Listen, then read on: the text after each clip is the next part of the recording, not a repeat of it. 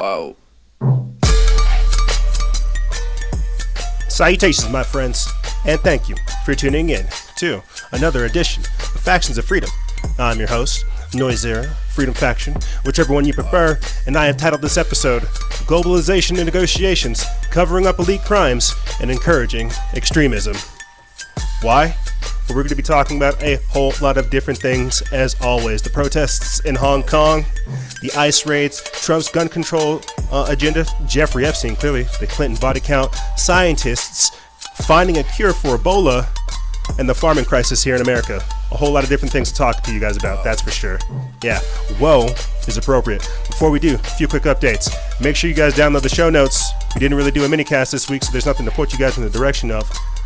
If you want to see this operation expand, think about becoming a Patreon exclusive member. We have the link for that in the description bar below. And with that being said, let's start the show.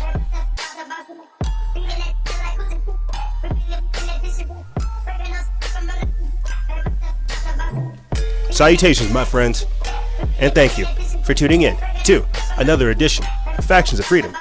I'm your host, Noisera, Freedom Faction, whichever one you prefer, and this is show number 907, season 9, episode 7. Whoa, do we have a lot of different things to talk to you guys about. From the Hong Kong protests to Jeffrey Epstein's suicide, and even some of the environmental / ecological news that's on the horizon. 2021 is right around the corner, so is 2030, and we see a lot of developments happening, not only to the world, environment, but to the psyche and the inhabitants thereof. It's these shows, as you can tell, they're becoming increasingly sophisticated. They're being switched up for a reason, and I tell you, it's because of the time, team. It truly is because of the time. I don't really take the time to, ironically enough, I myself don't take the time to look at everything we're doing. But when I do, because I'm so content-oriented, I start looking at all the branches of everything we've created, and it truly is a mighty tree of life, a mighty, mighty tree. And, I want to say this because I think this pertains to a lot of what we're going to be talking about throughout the entirety of this transmission. For people that have been paying attention to some of the stuff that we're doing with Liberation Legion, you may have heard me talking about the green mirror, how our phones are the black mirror, but how nature is the green mirror. And the reason I use these terms is because a lot of these things, our time frame that we're in, technology and the environment, they are all just that, mirrors of ourselves. I remember somebody telling me that animals' wickedness upon the land is due to like man's sin or something like that. It's like because we're the stewards of the planet, that's why there's so much strife and so much chaos and so much like torment and wickedness, is because, well, we condone that. That's the world we want to see. Therefore, that's the world we're going to create. And that's what I mean by the mirrors that we have out there, the mirrors that we perceive things.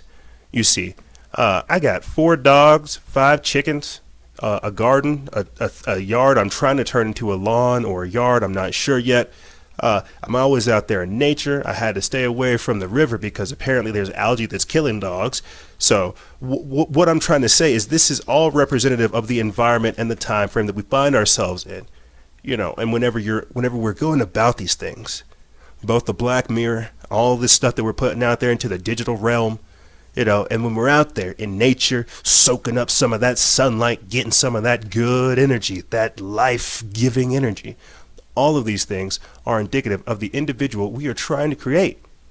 And I'm telling you, when people, because they're really desensitized and they're detached, they're disenfranchised from their power. Everything I just spent talking to you guys about right there is how to encourage you to redevelop that energy, how to understand that essence, get connected, not detached. That's what they're trying to do. You see, but the people that are talking about things these days, that are pushing these ideologies, that are pushing these things, it's all about control. It's all about authoritarian. It's all about dominion. It's not about balance. It's not about harmony. It's not about peace. It's not about collaboration. It's all about do what I say or I'm going to put you in the grave. And this will play a huge part in what we talk about in the third segment as well, encouraging extremism, where we talk about those eco-fascists, or now they're called eco-extremists, the people that are going to yell at you for having a nice steak. But I digress. And with that being said, let's start the show. So I wanted to start this actual episode off by giving a shout out to the Hong Kong people out there protesting, the Hong Kongers protesting authoritarian China. And we're not going to spend a whole lot of time talking about this. I just wanted to play a few quick clips to you guys to show you how what's going on right there in Hong Kong is the equivalent to an army of SWAT officers moving into Houston, Texas from a foreign country saying, you better hurry up and sign this bill. Like that's literally what's happening. They're having a gun. The Hong Kongers are having a gun held to their head as China's invading them, saying, you better sign this bill, the extradition bill, because we want to make sure that we can take all you people out. You see, let me read this quick article to you guys. It's from World Daily News, and then I'll play this video. It says, riot police stormed the Hong Kong International Airport on Tuesday as thousands of anti-government protesters forced flights to be canceled for the second straight day. Quote, terminal operations at Hong Kong International Airport have been seriously disrupted and all check-in processes have been suspended, the airport authorities said in a statement. As hundreds of outgoing and incoming flights were canceled at one of the world's largest, busiest airports and the major hub for the region, travelers were advised to leave the terminals as quickly as possible and contact the airlines for more information. Tuesday marked the fifth consecutive day that the demonstrators occupied the airport. Protesters held an orderly sit-in at one of the terminals and clashed with police in a chaotic scene somewhere else at the airport. And that's what we're going to be playing for you guys. Here, let's take a listen. Coming in because it is turning violent, and we've been having the discussion all day here at Yahoo Finance, yesterday as well. If this does escalate, does the Chinese government send in the People's Liberation Army to restore order? Rick had pointed out that they most likely, if that happened, would not interfere with the day-to-day operations of the financial institutions that are headquartered in Hong Kong. But the Chinese government now in a position where it's going to have to show that it does have some kind of control. As of right now, we have been watching the live pictures from Hong Kong as things become more violent at the airport. And again, this is just streaming as it comes in. And these protests, we should point out, too, go back, it's more than 2 months. And it started with a piece of legislation that the government in Hong Kong was considering that would have allowed the Chinese government to extradite people from Hong Kong for trial in China. Essentially, pro-democracy protesters could have been extradited to China to stand trial. I mean, coming in because that's a huge part right there. As I said before, with China becoming extraordinarily authoritarian, it's very important that we monitor this. The extradition bill that they're mentioning. Imagine this: all these people who are protesting this because we understand how authoritarian China is becoming, how tyrannical they are in their systems, with their social credit score system. All the people who have been caught in their facial recognition software and these police lapel cameras, however you want to name it, all these people have been identified. Therefore, all these people are considered enemies of the state. Therefore, all these people could be extradited to China. Therefore, all these people could be charged in China for things that they're doing to have just the simple freedom and individuality that they would like there in Hong Kong. And as the news reporter said during that actual clip from Yahoo Finance, they're trying to fight that. For 2 months, they've been fighting that. That's what I mean by globalization negotiations. Where else have we seen this type of pushback from authoritarianism, from globalization? You see, from the Yellow Vest protests for 27 full weeks, for almost 30 weeks, really, from the end of 2018 all the way into mid-2019. The French were protesting against all of the globalization that was going on there, as well as the Puerto Rico protests whenever they rose up against Ricardo Rosolo, where over 300,000 Puerto Ricans filled the streets for like weeks, 2 weeks. It was like, I think it's 2 weeks total they were protesting in the streets. And then when he finally resigned in Times Square, because that's the synergy that was going on in Puerto Rico and over there in New York, they had this synergy to get him out of office. Where else are we seeing the same type of regime change mindset in Venezuela as well? So my point behind pointing out all these different examples of globalization taking place, of the people rising up to take back their power, my point behind pointing all this out is to show you that now is the time. That now is the time. That things are crazy. Yes, no doubt, but when do we also get a chance, you see? I want to play for you this quick clip just so you guys understand, because this is something we've kind of been following for a while, but just so you understand the kind of threat that's been going on. I remember on the show, maybe back in back in season 7, we played for you guys a clip of, I think it was Baltimore. It might have been Baltimore, where they were storing all kinds of UN vehicles at some storage depot. And the reason I'm pointing all this out is because think about this: how far are we from having that in our own lives? You see, like, how far are we from having the UN come in and try to take care of American things? I mean, again, we also saw that take place in France with the Yellow Vest protest. They had people from the UN come in with SWAT trucks to, that's right, have people forced to sign the Paris Climate Accord to get along with the globalization. You see, and that's the problem with all this. That's the problem that we're seeing right now. That's why Trump talking about nationalism, patriotism, what is America, what are borders. That's why this is also important. And regardless of Trump doing everything he can to make America great again, these are negotiations and things that have been taking place since even before my birth. And while he can come in and do what he's doing, trumping in the technocracy, because you have to understand environmentalism and technology are playing a huge part in this globalization process. This is why we're already starting to talk about things such as resources, the environment, migration, and so much more. This is the globalization process. How do we get everybody on board with what's going on? But again, they did this in Venezuela as well. Ironically enough, you had UN peacekeepers come into Venezuela and the National Guard activated to fight against the people. And so this is what I'm saying. So how long is it until we actually start having some of that go on here? But here, let me play for you guys a quick clip of the Chinese People's Army preparing for the Hong Kong invasion. I'm gonna describe to you some of the clips that you guys are going to see. They have tanks, they have APCs. I'll read to you guys this article. It's from Zero Hedge. It's by Tyler Durden. We put this up August 12th. The article title says, Global Times shows dramatic video of Chinese army preparing for Hong Kong invasion. The Hong Kong-China feud is going from bad to worse. On Monday, as we reported earlier, the Hong Kong Airport Authority advised all passengers to leave the terminal building as soon as possible in an unprecedented disruption after thousands of anti-government protesters occupied the airport terminal. However, what confirmed that is Beijing has been warning for the past week that Hong Kong's insubordination will no longer be tolerated by Beijing. A video complete with dramatic World War Style 3 music published by the state-owned tabloid Global Time, which showed the People's Armed Police have been assembling in Shenzhen, a city bordering Hong Kong, in advance of apparent large-scale exercises.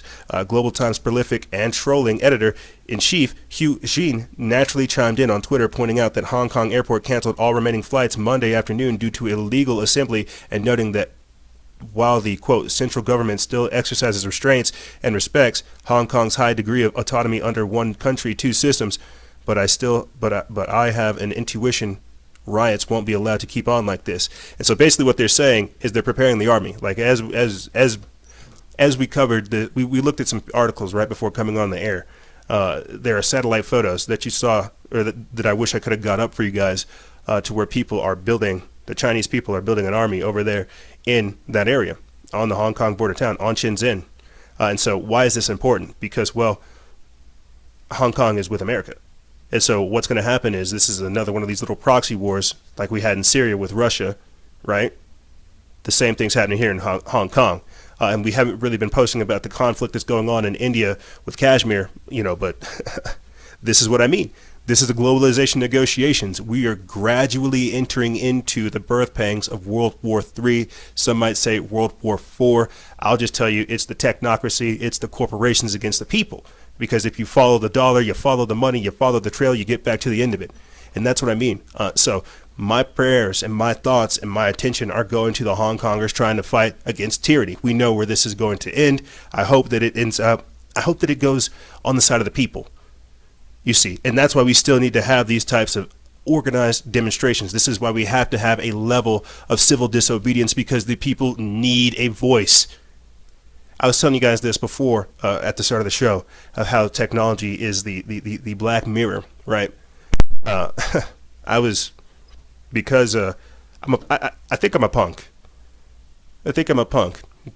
But as I was telling you before earlier, and this is why it always gets a little controversial when I start talking about Antifa, civil disobedience, and taking it to the system. I hate talking about Antifa and organizations like this, or at least situations like this, because again, the people need a voice. People need to be able to express their displeasement. And this is the very first issue I had when Donald Trump came into office, is that everybody within the media began to go against him. We didn't have a fair and balanced approach as to what was going on surrounding him. We couldn't form our own opinions, so people kind of shied away from it. Fast forward to where we're at now. I'm all about taking it to the system, but this is not the time. And what Antifa has done, because they've been intentionally misdirected, misinformed, and intentionally radicalized, they have created the revolution that I thought I wanted to be a part of, but it's been created underneath false pretenses, you see. And so that's what I mean by the Black Mirror. Yes, you do want to take it to the system, but is this the time? The time of upheaval is all around us. Is this the time to strike? If not now, then when? Yes, this is a revolution, but is this one that you would be willing to fight for? You see, which leads me to my next point. Earlier this week, there was a shot at a ICE facility in San Francisco. Now, again, I keep telling you guys, more of these types of things are going to happen. More bombings, more shootings, more stabbings, more of this type of destabilization is going to take place. Here, let me play for you guys this quick clip. And the reason behind telling you this is unfortunately to get you prepared for it, and at the same time understand the world that we're moving into. But here's that clip. This morning, shots fired into the Immigration and Customs Enforcement office on the northeast side of San Antonio. Police believe the bullets came from across the highway on Loop 410 around 3 this morning, hitting the ICE office and other windows in the building. Luckily, no one was hurt. A man was arrested for the shooting a short time later on Village Drive. Yeah. This morning, shots fired into the Immigration. The guy was arrested, ironically enough. This happened August 13th. He was arrested after shooting into the facility. Ironically enough, they didn't kill him. I'm wondering if we're actually going to find out a manifesto surrounding him. But another thing regarding this, because I'm all about, clearly, about the revolution, but we also need to have some level of order with all this that's going on. Domestic terrorist guy that shot up the ICE facility a few weeks ago, he was unfortunately killed. We also had the shooter in El Paso, as well as the Dayton, Ohio shooter. Now we have this shooter in San Francisco that really got no attention. And the reason behind listing all those types of things, just that quick smattering of recent shootings, is because this is the world. This is the world today. And while I can tell you that these are public things, these are things that the media have caught, I can also tell you at the same time that that's not the environment that's going on. I'm actually surprised that there aren't more shootings. And I should knock on wood when I say that, but think about how crazy and radical America truly is. I'm sure if you looked up the statistics, gun crime and gun violence would be pretty far down there as compared to what pharmaceuticals are doing, what food's doing to us, what obesity is doing to us, what apathy is doing to us. You name it, man. Like car attacks. We're going to get into mass stabbings and stuff like that in the second segment, and how they use that as like a cover-up, as well as these shootings. But my point behind telling you all this is, look at what we think of as law and order. I remember asking this question over the Instagram story.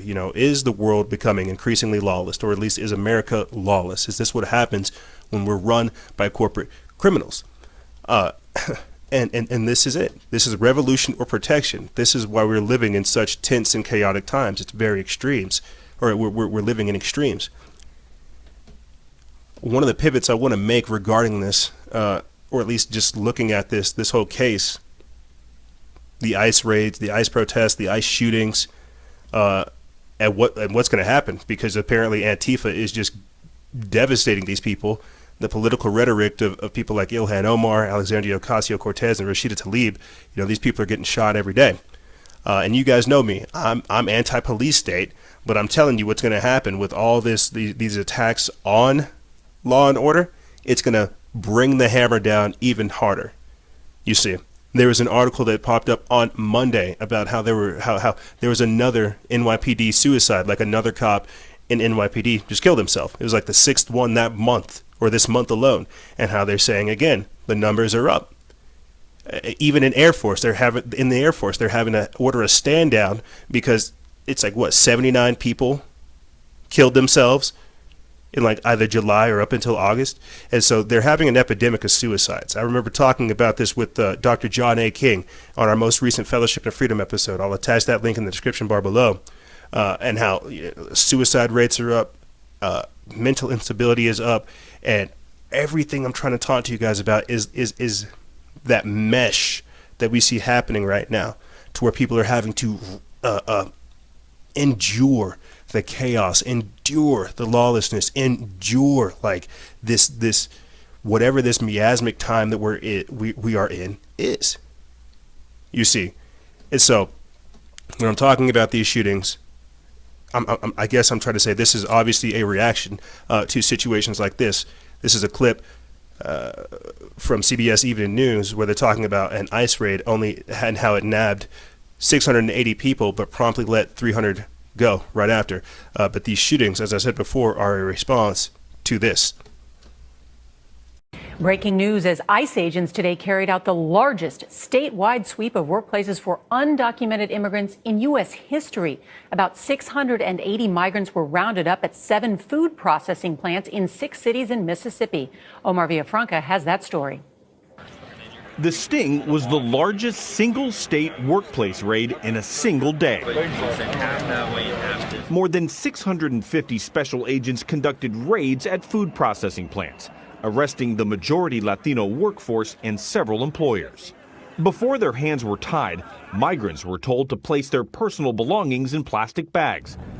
They were then taken for processing to the Mississippi National Guard station near Jackson.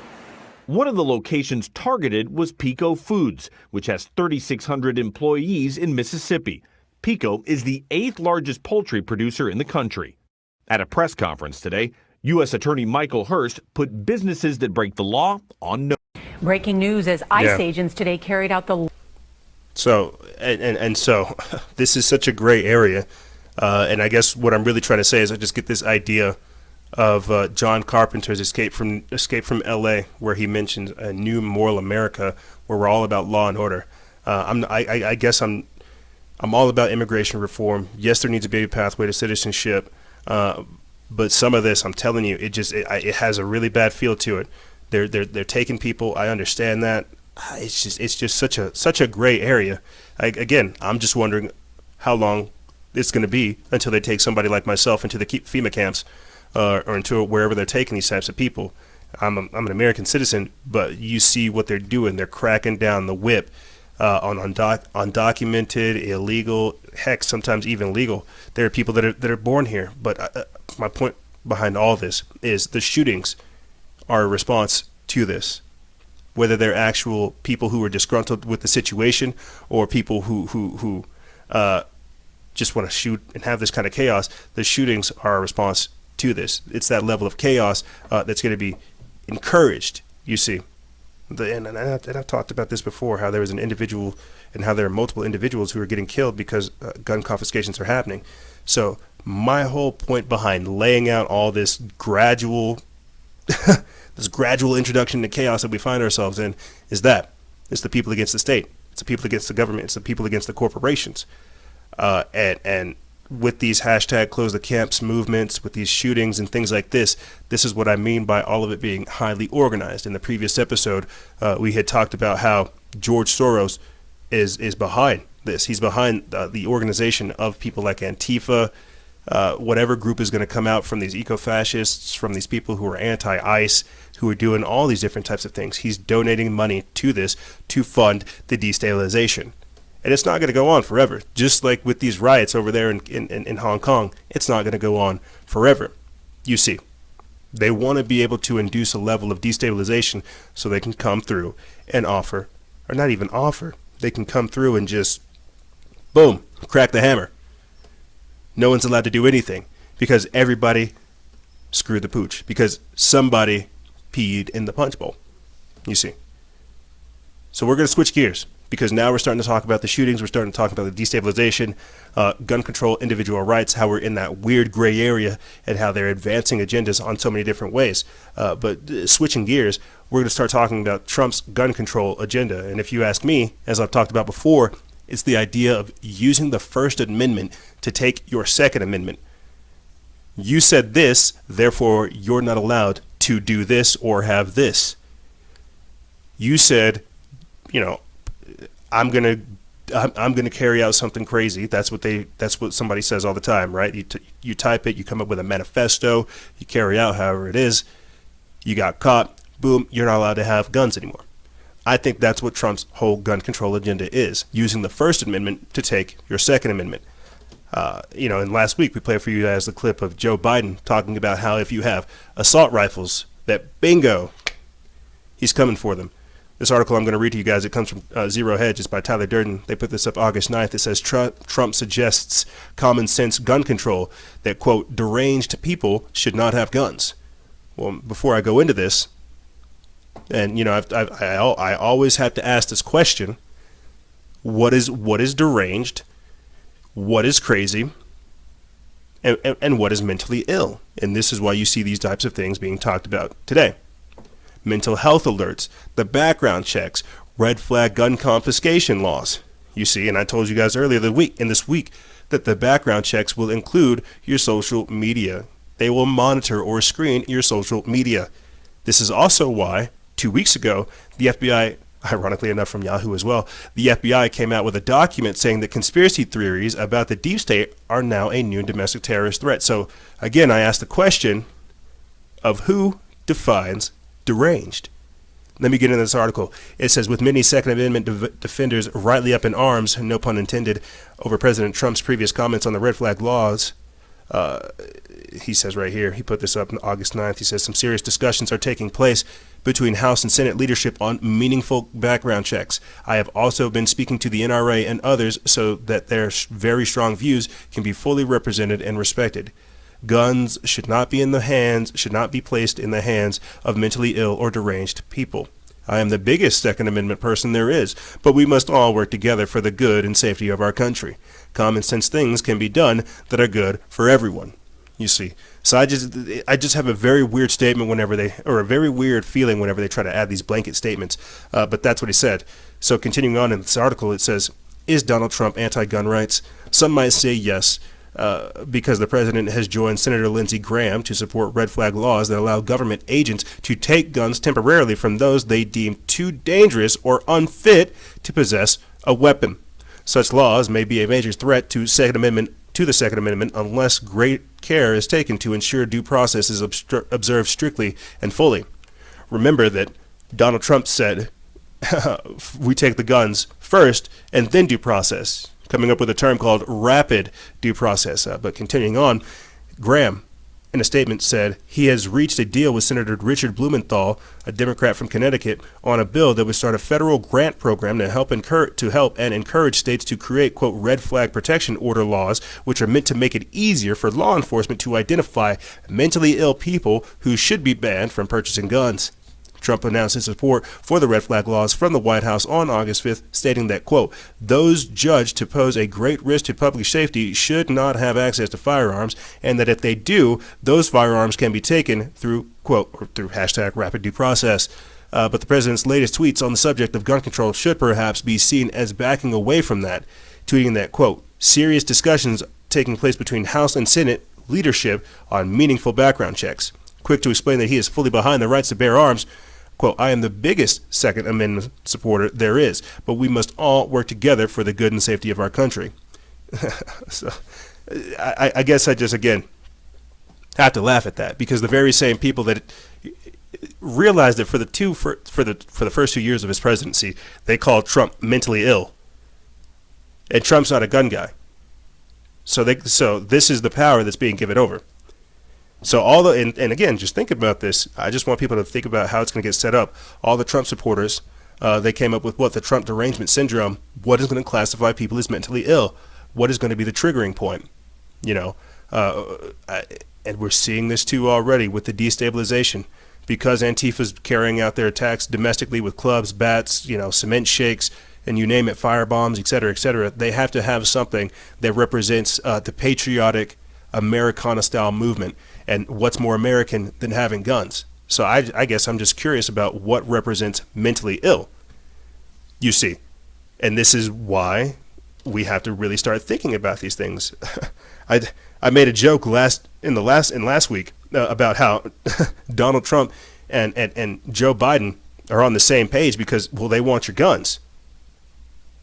If you're mentally ill, you shouldn't have a gun. Well, how far off is that from what Joe Biden said right here?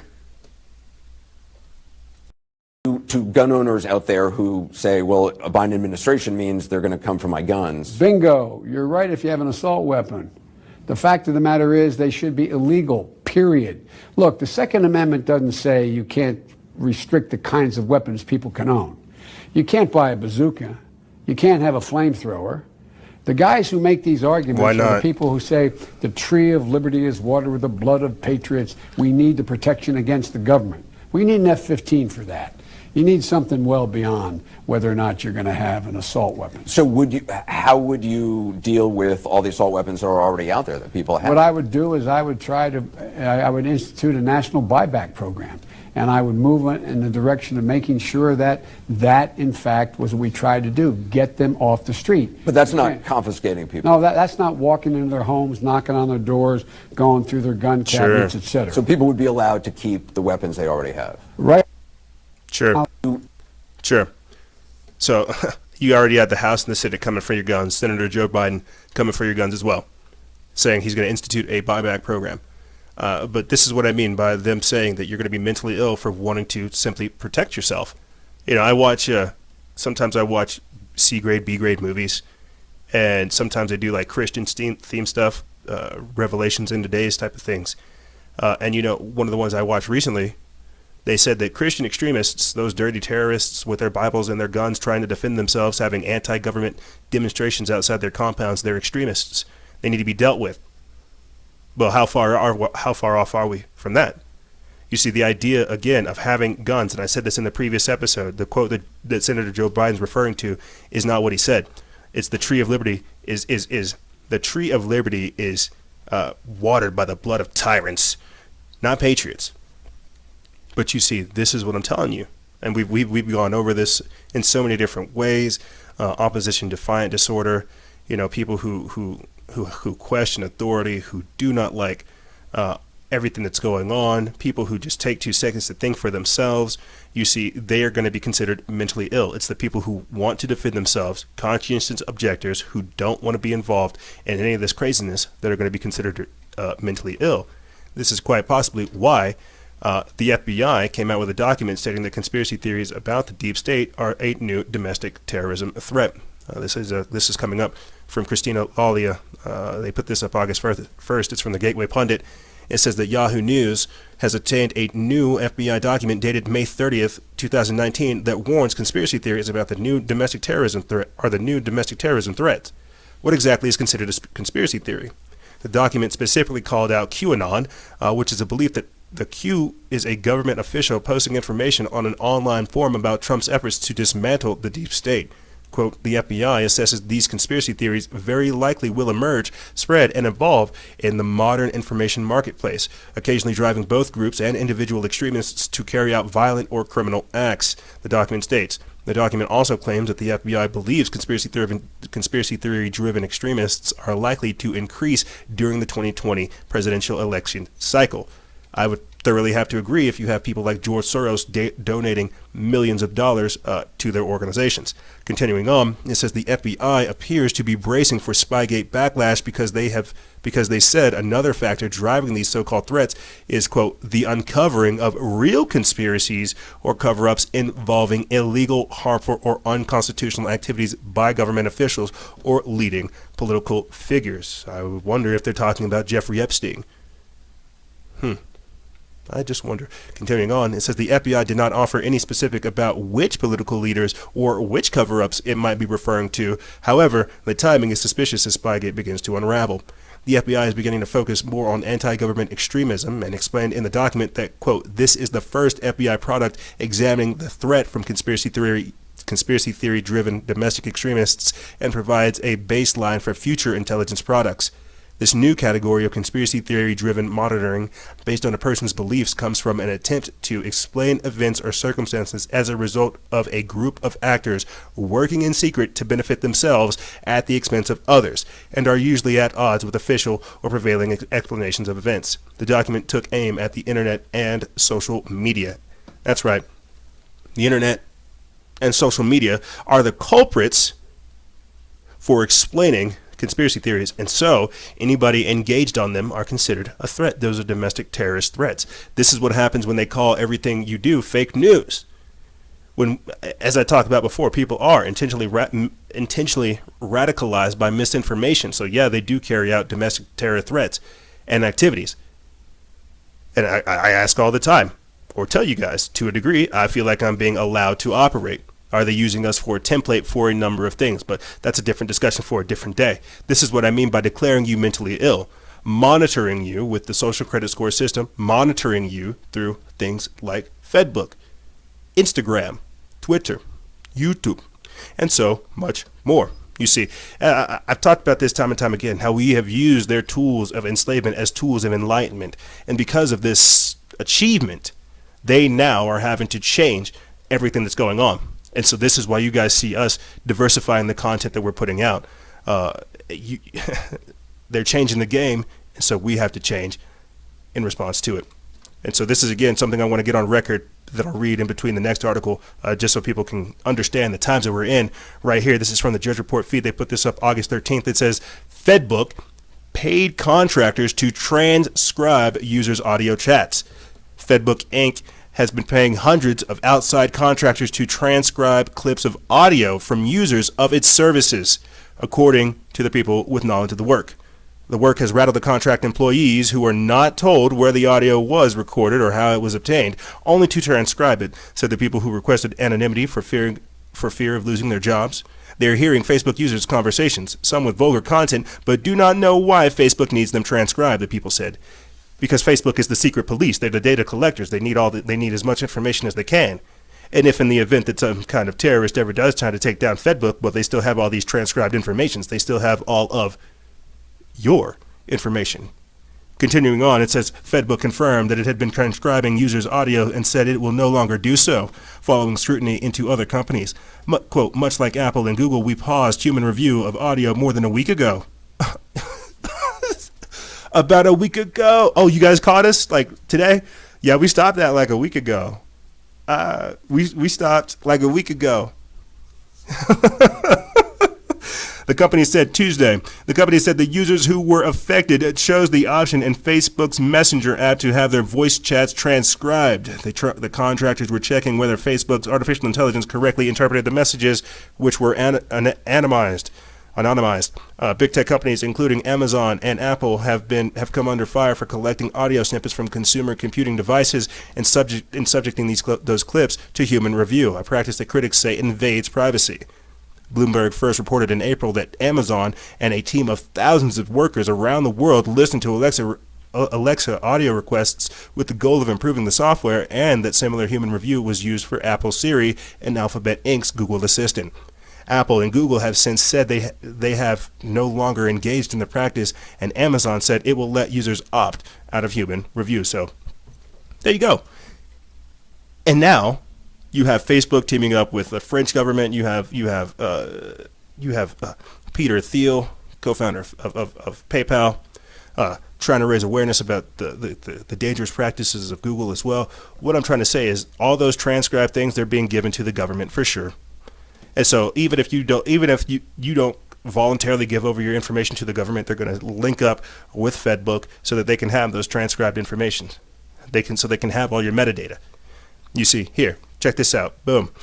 Leaked documents show that the White House is planning an executive order to censor the internet. This is by Fight for the Future, but you guys can catch it over there at Renegade Tribune. And they put this up August 12th. And basically, what they're talking about is how they're talking about drafting an order to control the internet. They don't want China to have control of Google, so they're trying to hurry up and get control of it. And so, again, this is what I mean by globalization negotiations and technology being the main proponent behind it. This next part I'm going to read to you guys. It comes from PEN America, their Twitter. They put this up August 9th. It says, if this accurately reflects resulting EO of the executive order, it's an anti-American edict that would empower the FCC and the FTC to be a viewpoint-based arbiters of online speech. Thankfully, the First Amendment forbids that. It's regrettable that this administration doesn't seem to know that. But this is something they reposted from CNN. I'm going to get into this article right here. It says, leaked documents show that the Trump administration is drafting an executive order that, if upheld by the courts, could essentially end free speech on the internet. So after that, everything you said, it's already being transcribed, it's being downloaded, it's being archived, everything.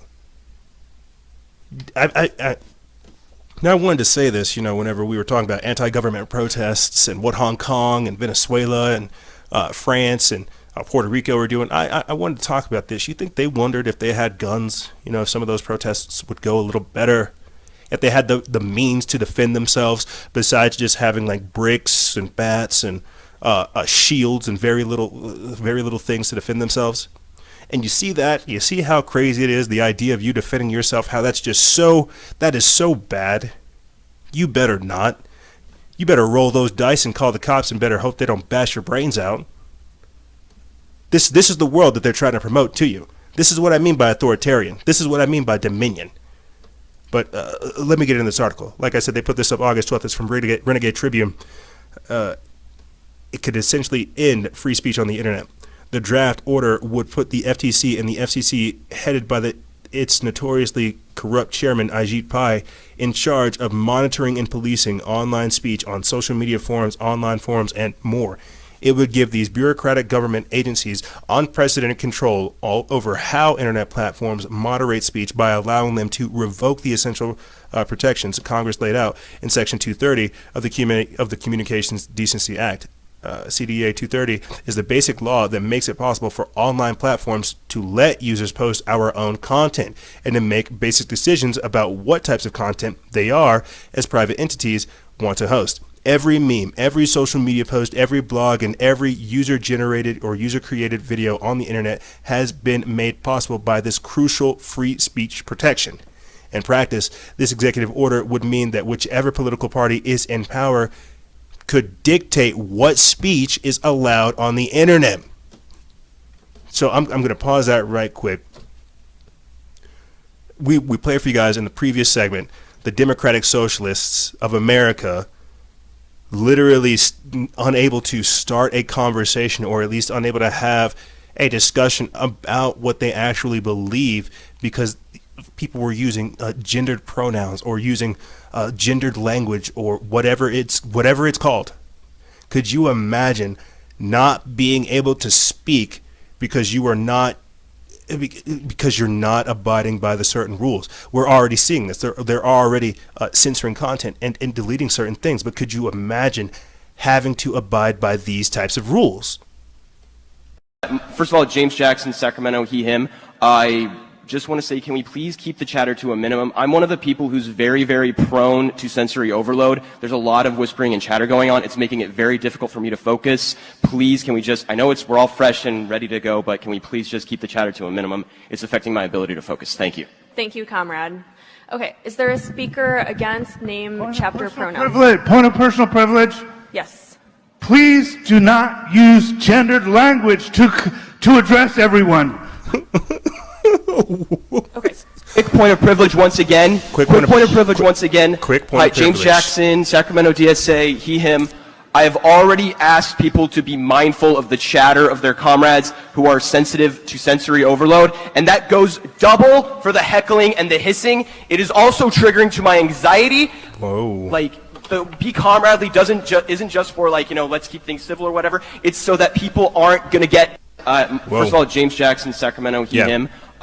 Yeah, we're just not political correctness or anybody to tell us what to say. Could you imagine having that be because they already are. These are the police speeches. These are the people that police thought, that police speech.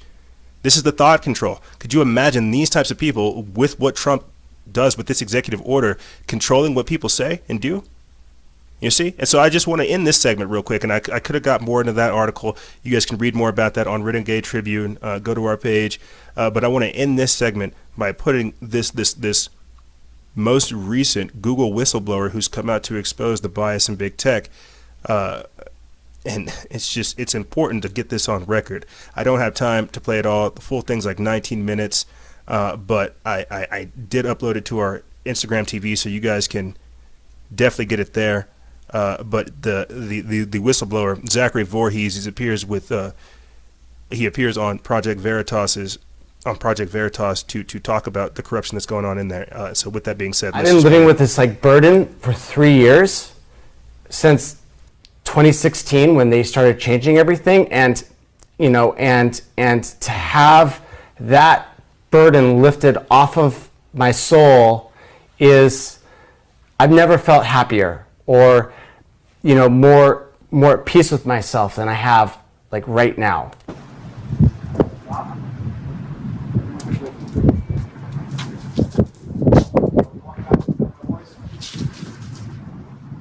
The police didn't announce themselves. I decided that I'm just not going to talk to them. So why are the police outside your home in San Francisco? And so what I did is I put out a dead man switch. People are like, well, you're brave. It's like when I'm coming and explaining what Google was doing, this is an act of atonement, okay, to make my conscience clear. They're not an objective piece. They're not an objective source of information. They are a highly biased political machine that is bent on never letting somebody like Donald Trump come to power again. The Google whistleblower has come out of the shadows, this time releasing a large cache of remarkable confidential Google documents that expose Google's political bias and a scary progressive social agenda. My name is Zach Voorhees, and I was an employee at Google for 8 years. And the reason why I collected these documents was because I saw something dark and nefarious going on with the company. I felt that our entire election system was going to be compromised forever by this company that told the American public that it was not going to do any evil. And I saw that they were making really quick moves, not only in the documents, but also in the internal speeches that the executives were giving to the company, that they were intending to do that. They were intending to sculpt the information landscape so that they could create their own version of what was objectively true. It was June 24th. Project Veritas released an investigation that included an interview in the shadows with Google insider Zach Voorhees. Within days, it seems, Google was on to him. What happened since you and I last spoke? There's a lot of stuff that happened since you and I last spoke. I went back to San Francisco and I laid low. And then out of the blue, I got a letter from Google indicating that they knew what I had done. And that letter contained several demands. 6 of them, in fact, asking me whether I retained documents, asking me to list the people that I'd given the documents to, and requesting access to all of the data, all of my personal data, my laptop, my backup hard drives, in order for them to come in and start scrubbing all of it. So we have the letter in front of us, So I'm gonna put the link for this in the description bar below and on our website, so you guys can go check it out, because the full thing it's very mind blowing. It shows you how corrupt Google is. They talk about they called the cops on him to run a wellness check because he did this because he had showed up with James O'Keefe of Project Veritas to do this expose. The cops ran a wellness check on him, basically to say, "Are you crazy? Are you crazy? Would you really expose Google?" Yes, that's why he said it's an act of atonement to expose the corruption within Google. It's an act of atonement to talk about, to get this burden off of your chest, to talk about how much these people are sculpting and shaping society. They're helping round up political dissidents over there in China. Look at what's going on, and they're encouraging it. As he said before, creating objective truth. So much going on, and that's why I'm telling you that technology is behind the globalization negotiation. So like I said, I'll put that link in the description bar below so you guys can go check it out. But we're going to take a quick break, and when we come back, we're going to get into Jeffrey Epstein. Ironically enough, I know everybody knows what happened to him, but just for the sake of time and getting this on record, we need to talk about it. We're going to get into Jeffrey Epstein's suicide, the mass shootings, as well as Centoya Brown finally being released. I think that's good news.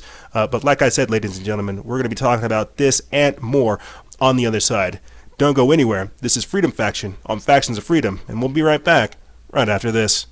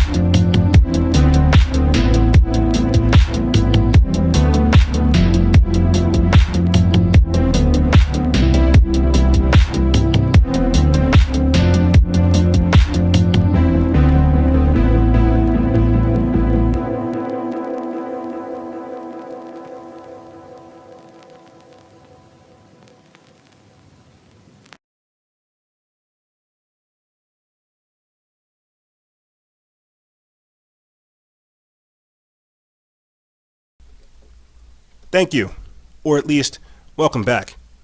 I know, the days that we're moving into are becoming increasingly chaotic, and that's why it's important for you to know yourself, to have a little bit of peace, to learn to appreciate time, smell the roses, take a break, get disconnected, get connected with you.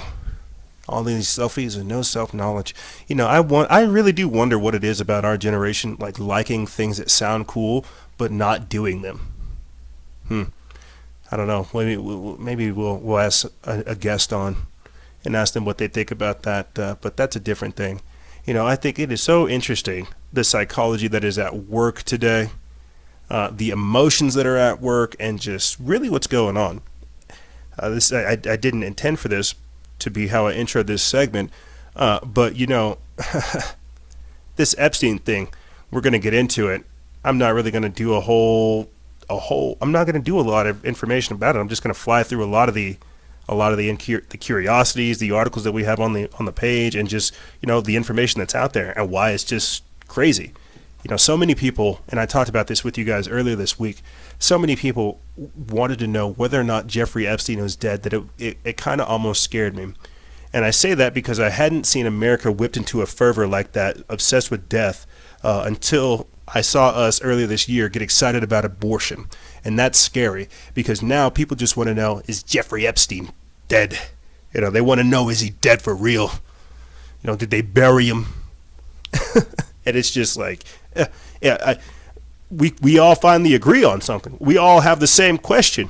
Democrats, Republicans, leftists, warhawk neocons, extremists, conscientious objectors, conspiracy theorists, all of us. We all finally have to have the same mindset. Is Jeffrey Epstein dead? It's the one thing we can agree upon, death.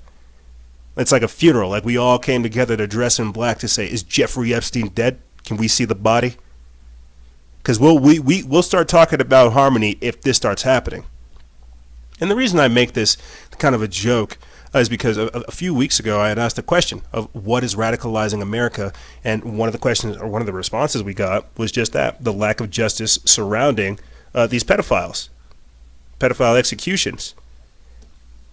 And it truly is crazy to see that, or at least it's crazy to see the entire country and the entire world kind of come together over this. Yeah, about a week ago I had asked this question to you, the audience, of what is radicalizing America, and one of the questions right here, or at least one of the responses, is arrogance and hate, and the void of public executions for terrorists and pedophiles. And lo and behold, world-known or worldwide pedophile Jeffrey Epstein ends up dead, and everybody ends up having a great old time.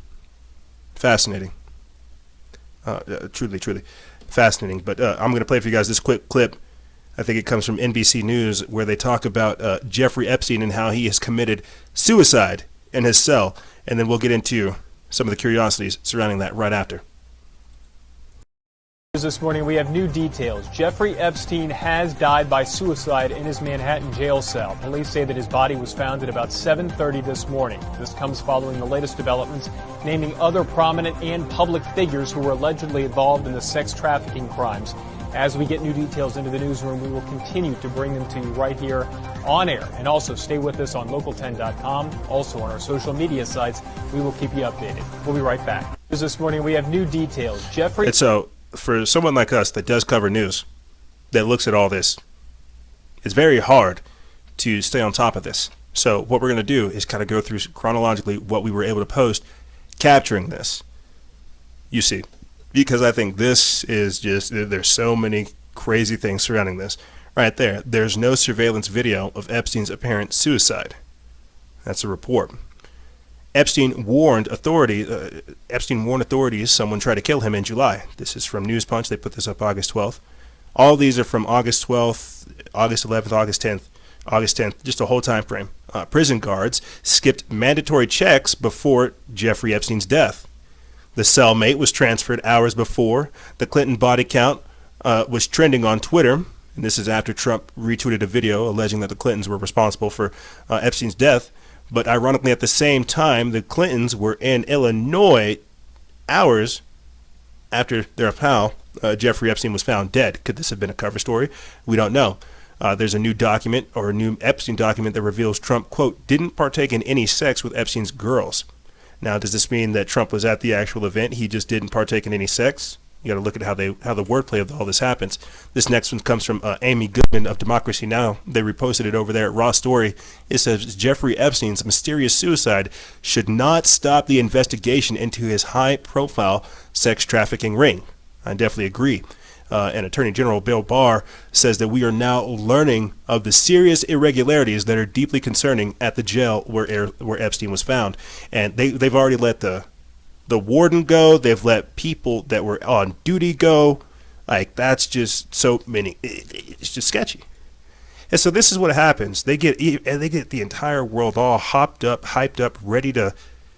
We all want to know. They drip feed this information over time. We know the man was killed, but we're having to wait weeks on weeks on weeks to get confirmation. And so if you ask me, I think this is that culture of death that we find ourselves in. But continuing on with some of the Epstein curiosities, because we'll get into the culture of death shortly after. But right here, Bill Gates flew with Jeffrey Epstein on the Lolita Express in 2013. This is by World Truth TV. They put this up August 12th. It says Bill Gates hitched a ride on Jeffrey Epstein's plane 4 years after he served time behind bars for soliciting a minor under the age of 18 for sex. This next video, or at least these next few collection of articles should be very telling. This is from the Free Thought Project. It's by Matt Agarist. It says it took a billionaire pedophile to die in jail for media to finally report on elite child sex trafficking. And I'm going to stop right here at this next article to explain to you guys some stuff surrounding all this. But shouting and shrieking was heard from Epstein's cell on the morning he died. This new report says. This is by Cassandra Fairbanks of the Gateway Pundit. They put this up August 13th.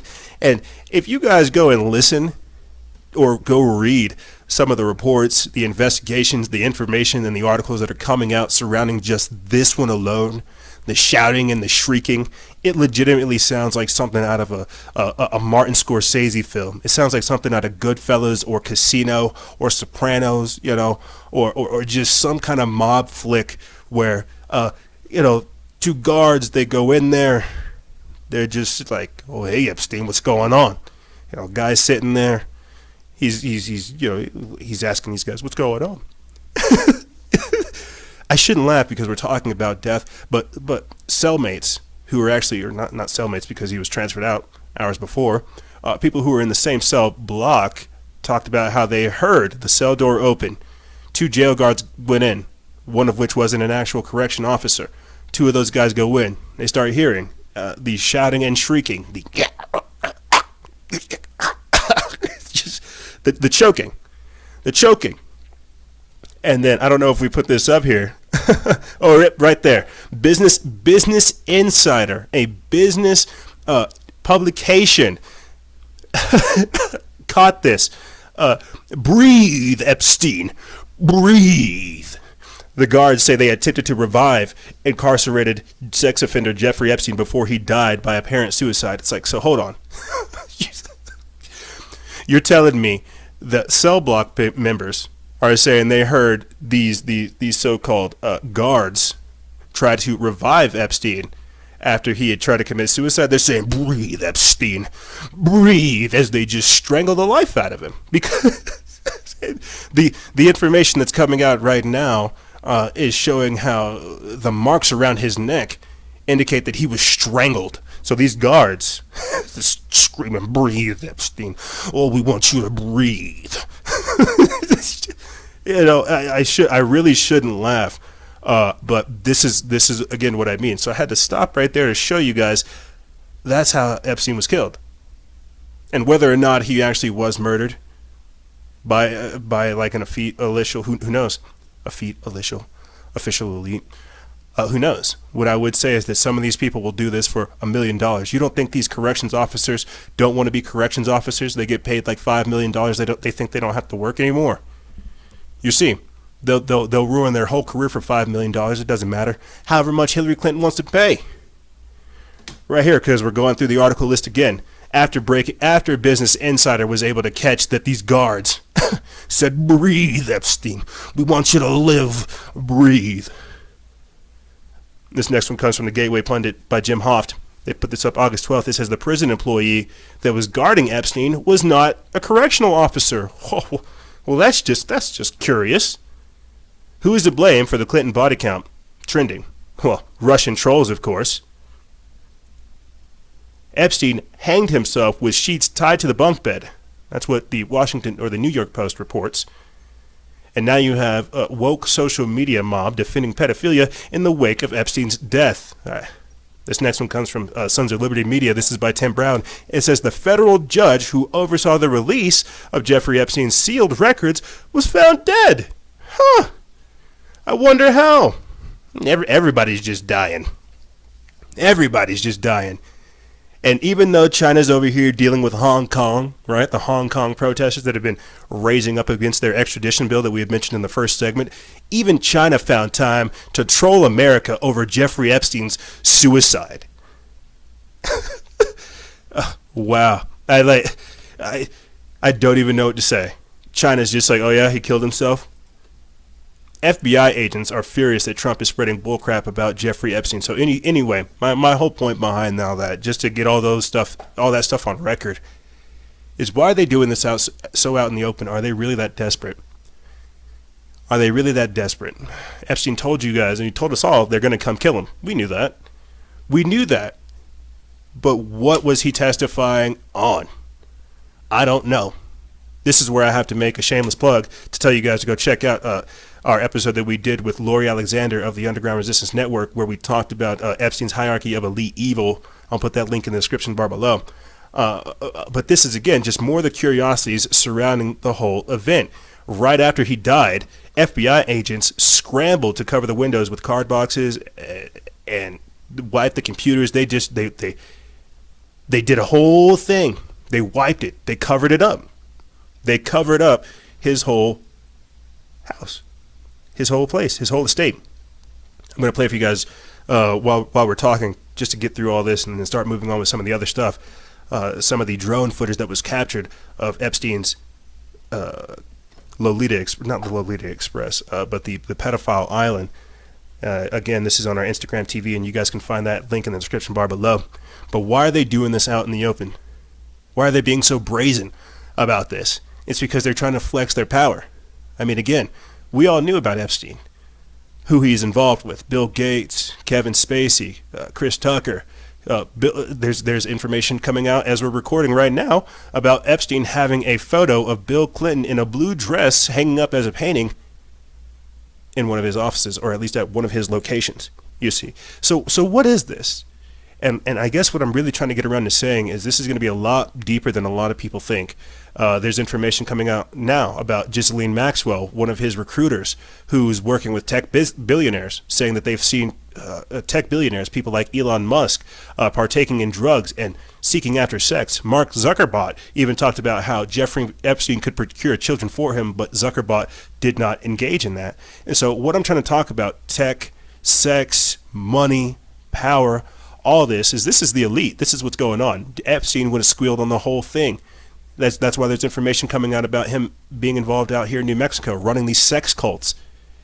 You see, it's like if you really get into the deep, dark parts of it, you're dealing with techno-sorcery. You're dealing with transhumanism. You're dealing with people, elite individuals, profiteering off of sex, storing their semen.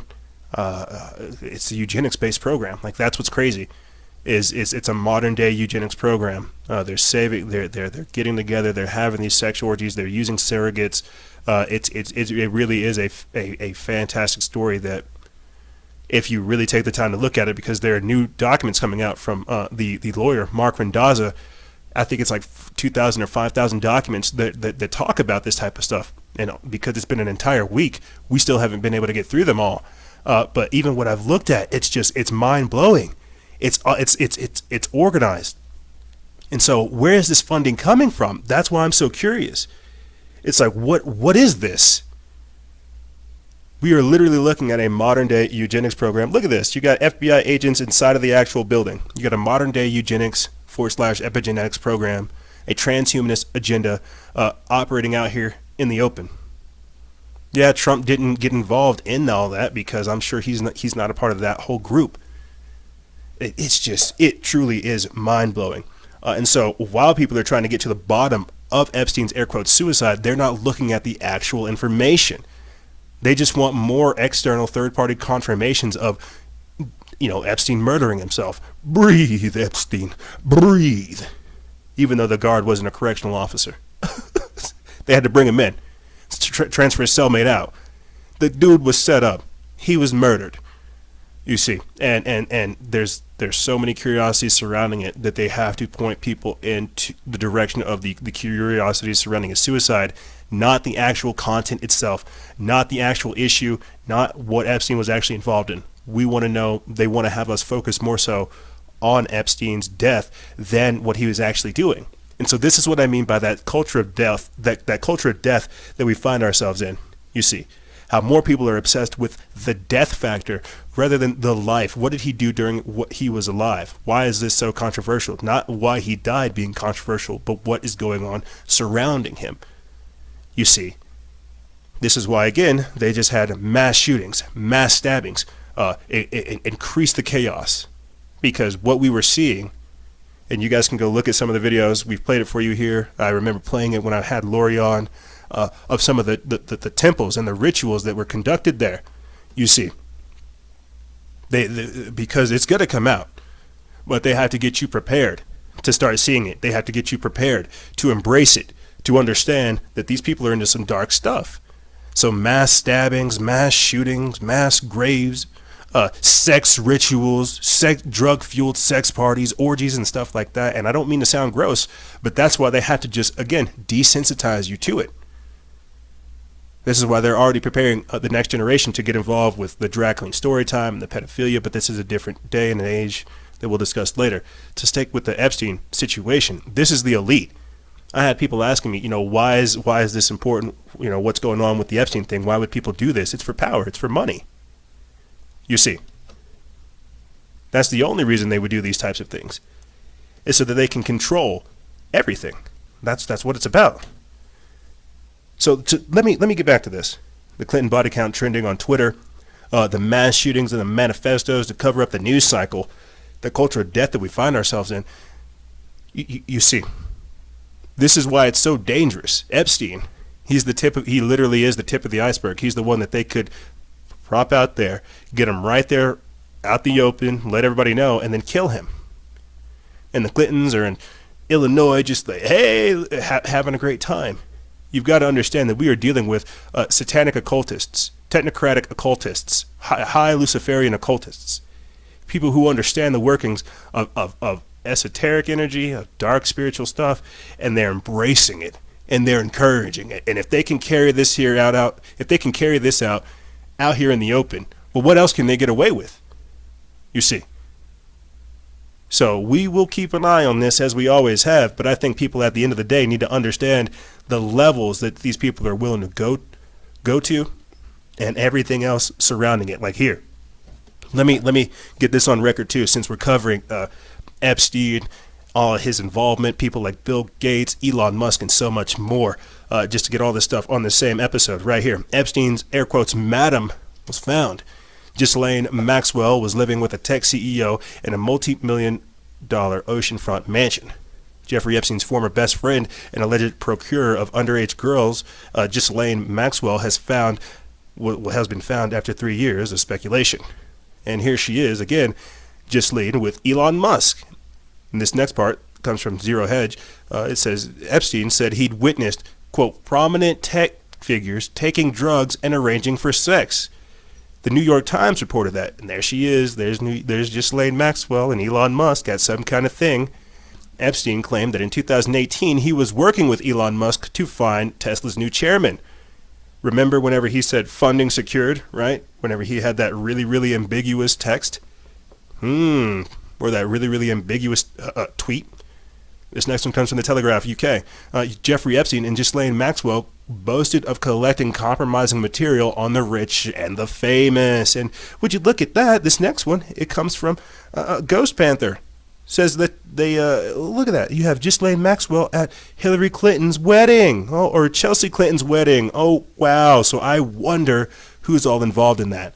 I wonder what would happen if Americans started putting the dots together I would wonder what happened if Americans started asking questions.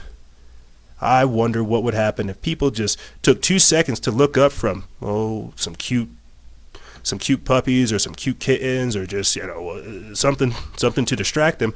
I wonder what would happen if Americans actually started to take the time to give a crap about their environment and ask themselves, well, who are these people that we follow?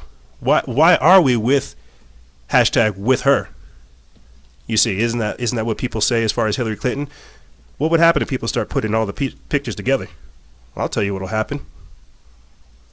It is disturbing, but this coming from the police showing one of these attacks. We're going to show it to you, an edited portion of this video. Again, you might find this disturbing. So here we go. This is how it played out at one of the scenes, an insurance office in Garden Grove, and you see the man in black hoodie. He walks up to this woman, approaches the woman sitting down, starts talking to her, gets very close to the woman at the desk, and you'll see him then pull out 2 knives. He's going to walk around there. His knives are in his hand right now, and he starts to attack her. We stop it here, but he slashes at her dozens of times, and we're going to pick it up in a moment that the woman runs away. She hides behind the table, but look at that green to the right in the petition. There's a person there who grabs his attention. I don't think he realized that that person was in the room. Then he decides to grab some money, and then he takes off. Again, this terrifying video and just part of what played out in 2 Orange County cities. And Eyewitness News reporter Rob McMillan is live in Garden. Stabbings, that's what's going to happen. Stabbings, shootings, bombings, that's what's going to happen.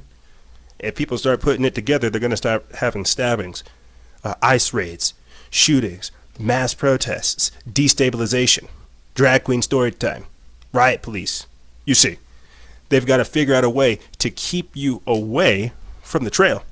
And so while everybody's focused on the death, right, the death of Epstein, the culture of death again, they're not looking at why this is all going on and what's actually happening in the background and why it's important that we take the time to really look at this and ask ourselves, what is going on and what have we found ourselves in? You see, and that's why this is so dangerous, is because their crimes are still being carried out, and the dangerous part about it is it's being carried out here in the open. So to close this segment out, on some relatively good news, still in the same vein of human trafficking, of covering up elite crimes, and how all this stuff is still going on, organized human trafficking, organized organ harvesting. Again, that's what the Hong Kongers are protesting out there in Hong Kong with that extradition bill, having their organs harvested by China. All this stuff is still going on. I mean, you can buy a child sex slave if you set your locations right on FedBook. They're doing it, because it's part of some other culture's culture, but I digress. But to end this on a relatively good news, on a good note, Centoya Brown, convicted at 16 of killing her sex trafficker, has been released from prison 15 years later. Let's take a listen.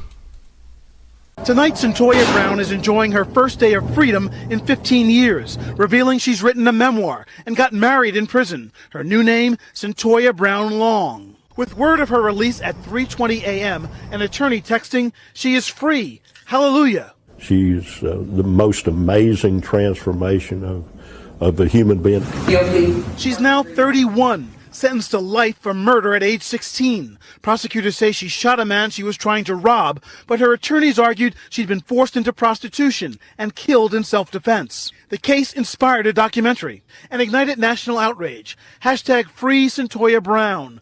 A-list celebrities leading the call for justice. Calling the life sentence for the teenager too harsh, former Tennessee Governor Bill Haslam commuted it. She really had, done what we hoped and changed her life. One of the first things Centoya said when we walked in to see her in prison was, "I won't let you down." She earned a high school diploma and 2 college degrees while mentoring young. Tonight, Centoya Brown is enjoying her first day of freedom in 15 years. Atta girl. Degree, her diploma and 2 degrees, atta girl, straight up. And that's atta girl. Good job, Centoya. Kill that dude trying to prostitute you, and then you go get your degree. Atta girl. And that's the type of stuff, it sounds crazy, but that's the type of stuff that doesn't really get talked about. You see, yes, we all understand that Epstein's involved in some crazy, crazy stuff, so are the elite.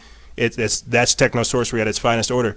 But Centoya Brown, individual girl, 16, trying to protect herself, gets locked up for killing some dude that's trying to pimp her out. Yeah, she was going to rob him, but this is real life. You see, these are the things that regular day people have to deal with, and covering up elite crimes means just that. they had to give us they had to give us Centoya Brown, because if people started looking into things like that, again, they'd start asking questions of, well, why would people like Jeffrey Epstein get away with it? There's talks about how Mossad is involved, how Israeli agents are involved, how the CIA is involved, how the FBI is involved. I mean, they went and raided his place right after he died. So again, it's just a very crazy mess, but this is what happens with intelligence operations such as this and psychological operations. You have to understand that these people are trying to gradually induct you into the society. As I said before, with Hillary Clinton, Chelsea Clinton, Bill Clinton, Kevin Spacey, Bill Gates, all these other people, you name it, are you with her? The elections are coming up. Are you with her? Are you with Michelle or Michael Obama? Are you with Hillary Clinton? Are you with Alexandria Ocasio-Cortez? Are you with Rashida Tlaib? Are you with Ilhan Omar? Are you with all these people? I'm with Marianne Williamson. And I seem to like Tulsi Gabbard as well. But my point is this, and I've talked about this time and time again, we have not become wicked enough for people like Hillary Clinton. And if they can carry this out here in the open, then people have to understand that you'll be with her. You will be aligned with everything she's pushing and everything they're trying to become. This is where they would like to take the country. And this is what I mean by covering up elite crimes, because they're doing it right there out in the open. So are you going to be with evil? Are you aligning yourself with these types of agendas? But here's what's going to happen, gangs. Ladies and gentlemen, we're going to take a quick break. And when we come back, we're going to be talking about apparently scientists from the Dominican Republic finding a cure for Ebola. But again, because people want to focus on Epstein, nobody cares. We're also going to be talking about the European elites, darling delight Greta Thunberg, and what eco-fascism is, how this environmentalism, how it's going to be taking a radical shift over the next coming years. We're going to be talking about encouraging extremism and more on the other side. But like I said, ladies and gentlemen, don't go anywhere. This is Freedom Faction on Factions of Freedom, and we'll be right back right after this.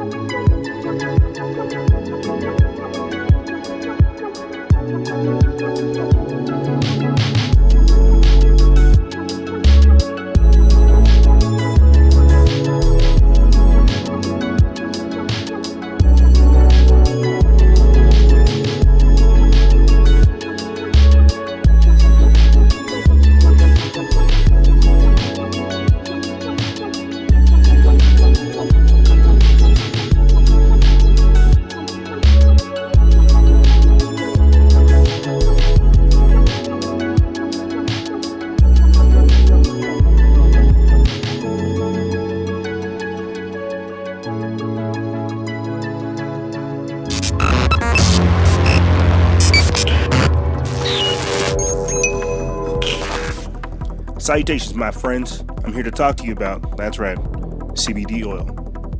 CBD oil can reduce the risk of relapse among alcohol and cocaine addicts, and you know they're trying to flood us with both.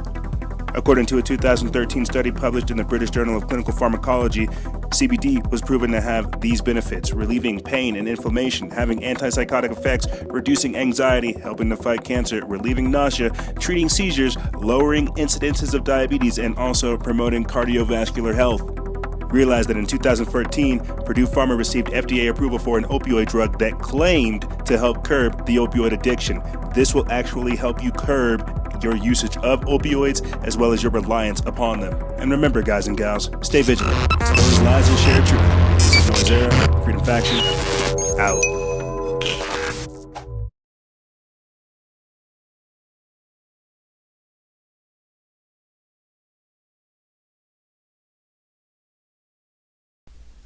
That's right. We're back. Thank you, and welcome back to the third segment. It's right around here. It's right around here that it's like a make or break moment. We're either in a good groove and we're flowing, and it's like, yeah, this all makes sense. I hear you. Or it's a total train wreck, and it's like a tornado, and I have to apologize like several million times. But I don't think it's that one. I think it's the former. I think we got a good groove going. That's for sure. You see, I wish I could tell you. I'm learning so much working in the yard. I'm learning so much taking time to garden. I have a red hibiscus. I have an Ipomawea heterifolia, also known as a morning glory. I'm growing corn. I have tomatoes, little yellow tomatoes. They're all sweet, little tart. I don't like tomatoes, but I like my tomatoes. I'm trying to grow onions, mushrooms of the non-psychedelic variety. And so the reason I say all this is because social media is reaching its critical mass point, not only because of what I mentioned in the first segment with the White House signing over an executive order, but because of people's fatigue with the amount of content that they're seeing. Maybe that's just my perception of it. Maybe that's just me being tired of trying to fight against the overwhelming tide of ignorance and getting back to what is natural, what is normal, what makes me feel fulfilled. And it's the work. Not only doing this type of enlightening work, but also putting my hands in the earth, seeing what these two things can do. For people, this is why we just need to hurry up and get in video. I'm pulling like a Ricky Bobby. I'm putting up my hands in front of me. When he's doing that interview, he's like, I don't know what to do with my hands. I'm putting my hands up saying, well, I'm trying to figure out what to do with my hands, because I don't want to give all of my attention to Facebook or Google or Instagram. I don't want to give all my attention to, as I said before at the start of the show, this black mirror, this all-encompassing black obsidian device that wishes to seek and harvest my energy. No, I want to give it to my red hibiscus. I want to see it bloom. I want to see it sing. I want my apple tree to produce some fruit. And you know what that means? Spending time with it. That means spending some time out there in the green mirror, taking time to recognize the natural divine order of things. I was reading, I'm reading like 4 books, and I got another coming. I'm still reading the Corpus Hermeticum. I'm reading The Alchemist. I have the daily devotional book, and I'm also reading the Bible. So I read The Alchemist and the Corpus Hermeticum right before bed. Gives me like a weird state. It's the perfect place to dream. And then I wake up and I read the Bible and the devotional books. And so this morning it was talking about children, and it's crazy how some of this stuff works. And I just take signs from the universe like that. I just need to say all this so I can start this whole segment. But what I'm reading, it talks about how, again, you just have to recognize the order of things. Like even from pigs, they eat the remains of everything, to the earth, which consumes even the excrement of the pig, which eats everything. Everything is connected in a beautiful cycle. And if we don't understand that divine natural order of things, and we try to Facebook it or just Instagram ego it, we mess with it. We become the ignorant ones, you see. But I digress. I intro all that to tell you guys that what's going to happen here in the future, and we already see it happening, is a hardcore push towards environmentalism. And I don't want anybody telling me that I don't care about the earth, because I do. I don't want people telling me that I don't care about the environment when I do. You know, I've traveled to so many different states and so many different countries that I have a fierce appreciation not only for Earth's inhabitants, but for the Earth itself. This is why we need to have another flat Earth versus round Earth, globe Earth debate. But my point behind pointing out all these different types of things is you see this ideology being pushed onto us. You see, caring about the Earth, caring about resources, caring about yourself. And while these are very good, I guess, again, I just have an issue with it being commercialized, corporatized, standardized, hashtag stay woke. And now we have an entire generation of woke-tards that don't know anything. So let's get into this. Let's get into some good news, or at least let's start getting into the segment, the content that we're going to be covering. As I said before, whenever we went to break, apparently scientists in the Dominican Republic have found a cure for Ebola. They found out that Ebola is curable, but because, again, everybody only wants to know about Epstein, they don't want to hear about good news like this. Right here, this is from Elias Murat of the Minds Unleashed. They put this up August 12th. It says scientists just announced that Ebola is now curable. Scientists have declared that the era in which the Ebola virus is considered an incurable disease has come to an end. The announcement, made Monday, comes after 2 experimental treatments provided so effective in recent trials that they will now be offered to all patients in the Democratic Republic of Congo. Oh, not the Democratic, not the Dominican Republic, the Democratic Republic of Congo. The country is currently in the throes of a year-long outbreak of Ebola, the second largest outbreak ever. The disease, which leads to severe cases of fever, headache, and hemorrhaging, normally kills about half of those infected, yet the latest outbreak has claimed the lives of around 70% of those who have contracted it. According to Professor Jean-Luc Moyambe, the Director General of the National Institute for Biomedical Research in Kinshasa, many have walked into Ebola treatment centers only to leave the centers dead. But the new antibody-based treatments are so potent that only 1 out of every 10 Ebola sufferers who receive the new drugs are expected to die. Muyembe told The Guardian, quote, "From now on, we will no longer say that Ebola is incurable. These advances will help save thousands of lives. Up until now, many families within the epidemic zone have hidden those infected due to raging violence and distrust, or only taken them to receive care when it is too late to save them, or worse, when it became more likely that the virus will be transmitted to family members. The latest epidemic has infected around 2,800 patients so far and cured nearly 1,000 of them, according to the World Health Organization. Dr. Muyembe expects the new drugs to be a game changer, noting that, quote, "Now that 90% of the patients can go into treatment centers and come out completely cured, they will start believing it and building trust in the population and the community." So if you guys want to read more about that, you can do so on our page. And I wanted to start the segment off by saying that's a good thing. We can cure diseases. We have thousands of drugs, and yet none of them are cured. And it takes people who are embedded in a disease-ridden area to find the cure, and it gets no attention. Gets no attention. And that's why I find this sad, is on another level too, and this is some truth that I really think people understood when I was reading that, we have to hope that sick, villainous people like Bill Gates does not go into the Democratic Republic of the Congo and mess this up. I just hope that's not the case. I don't hope they find a cure for Ebola only to distort it, because you know that's how this works, unfortunately. That's how these people work.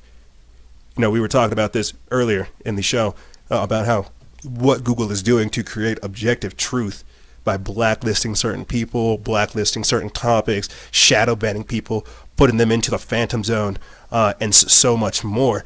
But again, this didn't Ebola becoming incurable or becoming curable doesn't get any news because of something like this. Check this out. Google is intentionally hiding natural health information and labeling it dangerous. This is from Max Slavo of SDHF Plan. They put this up August 9th. Imagine that. Imagine them saying that Ebola being curable is considered dangerous, or hiding it. And this is what I mean. How are people supposed to know these types of things whenever, again, we have this culture of death? Everybody wants to focus on death. No one wants to encourage one another. Nobody wants to build a better society. And when we have good news, we don't even know how to react to it because it doesn't give us that dopamine hit that talking about death does. And this is what happens with Google taking over things. When they become the arbiters of truth, only they are the ones allowed to tell us things. This is why I have to hurry up and make that resist groupthink T-shirt, and why I have to keep telling you guys to get the Disobey Big Brother T-shirt, the Disobey Big Brother stickers. Just plaster those things everywhere.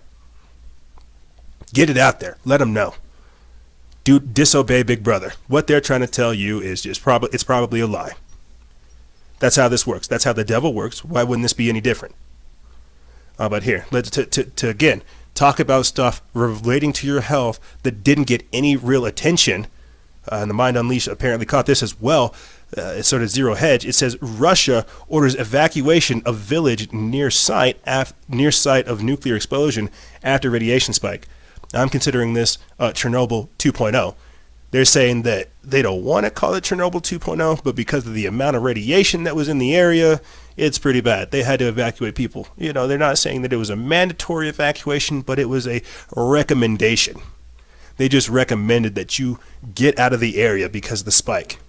I'm going to play for you guys a news clip of some of the people that they actually had in the area talking about this, because we need to get it from them. We need to get what's going on from people who are experiencing this type of stuff and who are subject to the byproducts of it.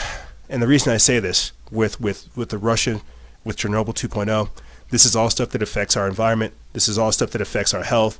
And because it's not getting any attention, well, how do you think this is going to affect people? We don't even get to talk about, this isn't fake news, but we don't get to talk about Ebola becoming curable. We don't get to talk about radiation spikes. This is very dangerous, you see. But here, let's pull up this clip. Local officials said that there was a slight increase in radiation levels in a nearby city which houses a Navy facility. The blast triggered panic among residents who flocked to pharmacies to buy iodine. The iodine pills can block the thyroid gland's take-up of radioactive elements. Naturally, the mishap has reminded everyone of the 1986 Chernobyl nuclear disaster in the erstwhile USSR. However, experts say that it is too early to compare the situation to Chernobyl. Я бы, конечно, не сравнивал это с Чернобылем. He says, I wouldn't compare this with Chernobyl, but in general, now in Russia, there is a big problem.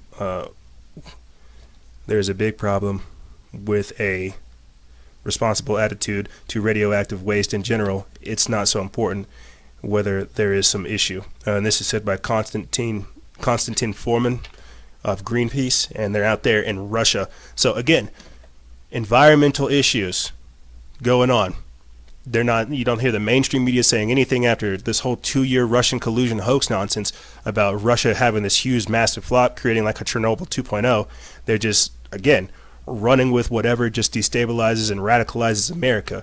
But my whole point behind introducing all this segment with environmental issues, health news issues, and things like this as well is we're having real world detrimental effects due to the political climate, due to the environment that's going on, due to how people are reacting to everything, really.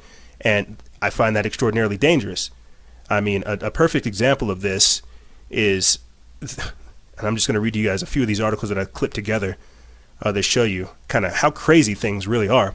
The average U.S. farm is $1,300,000 in debt, and now the worst farming crisis in modern history is upon us. And the next one with that comes from the Drudge Report feed. They put this up August 12th. It says struggling farmers. They say that Trump is ruining their markets. And this one comes from Common Dreams. Farmers hit back at USDA chief mocks those harmed by the trade wars as whiners. So people who have over $1 million in debt are considered whiners due to the USDA chief. The average farm has over $1 million in debt. The farmers of America creating the food that people are eating, that we should be consuming. I'm telling you, I'm trying to grow mushrooms and onions just to, be cute. These people are in debt. and we've talked about it over here on the show about how much acreage is really being used to create food farms, what's actually being transported here. I think earlier this week there was an article that came out about how Trump is trying to get Japan to try to start buying some of our goods because that's how dangerous the trade war is becoming. So what happens when we can't even grow food? And I talked about this earlier in the year. I think it was sometime in April, either April, May, June, or July, where the farms that we're experiencing right now, how they're just devastated, how nothing's growing there, how they've literally been wiped out. Some places are unable to produce food due to the droughts. Some places are unable to produce food because of the floods. Some places are unable to produce food because of hurricanes. We're not even talking about the devastating damage that things like Monsanto and Bayer have done agriculturally. You see? And so all of this is to paint a picture for you guys to gradually get you guys to understand the assault that's happening to our environment as well as our agricultural production, how much America does and does not produce, how much America does and does not consume, and who's actually buying from us and what's going on.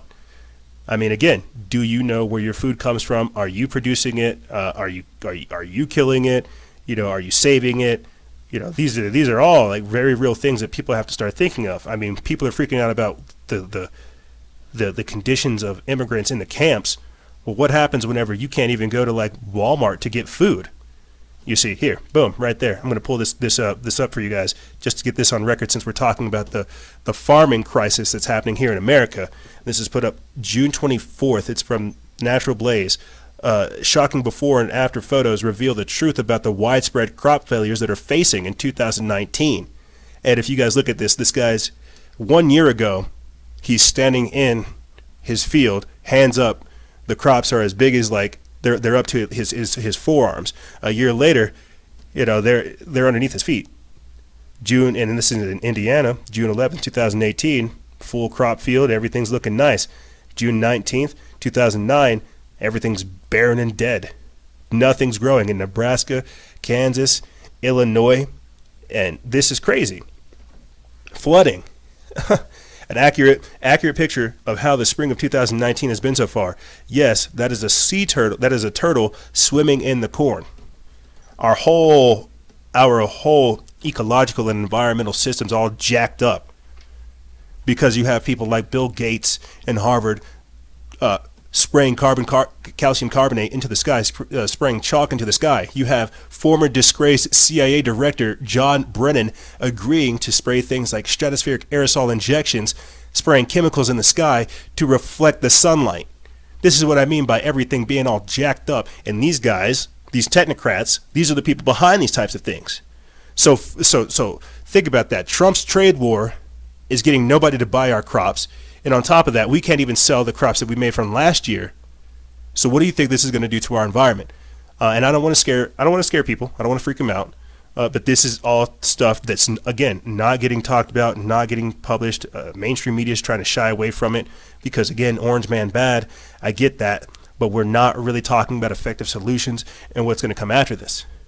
What I'm, I guess, getting around to trying to say is this is going to gradually begin to start getting us to think about things such as regenerative agriculture, things like climate change, geoengineering, weather modification, as I said before, regenerative agriculture, food farms, places where people can go, community gardens, all kinds of different things like this. Where's your food coming from? We can't house everybody, and this is sustainable development. We can't house everybody, but everybody has to begin to ration, start thinking about what's going on. So I'm going to put the link for this spicy meme in the description bar below so you guys can go check it out. You can also find it over there on our partner page, Liberation Legion. But this is just a quick intro into what regenerative agriculture is. It's generally defined as agriculture that builds soil health and overall biodiversity and yields a nutritious and profitable farm product instead of the sun-baked bare lanes between corn stalks that are typically conventional agriculture. These lanes sprout an assortment of cover crops. These are plants that save soil from wind and water erosion, reduce the evaporation of soil moisture, and attract beneficial insects and birds. Like all plants, these cover crops convert atmospheric carbon dioxide into liquid carbon food, some for themselves and some to support the fungi, bacteria, and other microscopic partners underground. A portion of the carbon stays there, turning poor soil into fragrant, fertile stuff that resembles a chocolate cake. The field rustles with larger life forms too. Lundgren was visiting this particular field to meet up with a group of his grad students sprayed among the plants, sucking insects into plastic tubes, and later identified and counted. Lundgren launched a research institute called Isidius back in 2016 to conduct a comparative studies between conventional agriculture and regenerative agriculture, which is generally defined as agriculture that builds soil health, as I said before, and overall biodiversity, and yields a nutritious and profitable farm product. And that's what we need to start thinking about these days, because we can't have all these massive farms, all this stuff that's going on, because if we have years like this where they're not being able to produce anything, people end up in millions of dollars of debt. Where's this going to go? Who's going to pay for that? We should start bailing out the farmers, not the banks, you see. But that's the mindset that we're up against. So while all these things are going on, which are very real, as I said before, I'll put the link for that spicy meme in the description bar below. But while all these things are going on, you have people like Greta Thunberg, as I said before, the European elite's darling delight, Greta Thunberg, posing with masked German eco-extremists. Now, I've been saying this is going to happen for quite some time. And this is found over there at Sign of the Times. They put this up August 12th. It says cognitive dissonance. Elite's darling Greta Thunberg poses next to masked German eco-extremists, prompting confusing feelings. And the confusing feelings is because, well, they were all about Greta Thunberg. She's fighting climate change like Alexandria Ocasio-Cortez.